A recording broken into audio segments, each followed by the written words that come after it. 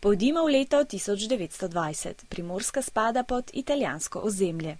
Tu živijo Slovenci, a vendar je bila prepovedana uporaba slovenskega jezika, petje slovenskih pesmi, branje slovenskih knjig, pouk v šolah je potekal izključno v italijanskem jeziku, slovenska imena pa so spreminjali v italijanska. Po drugi svetovni vojni se leta 1947 zmagovalci vojne srečajo v Parizu in podpišejo tako imenovano Pariško mirovno pogodbo, v kateri so med drugim sprejeli tudi odločitev, da se Jugoslaviji ponovno priključijo nekatera ozemlja, ki jih je po prvi svetovni vojni izgubila.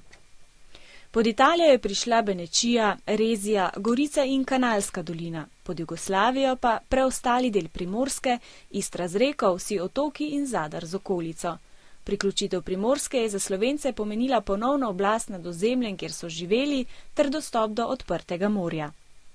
Torej, zaradi ponovne priključitve leta 1947 na ta dan Slovenci obeležujemo državni praznik.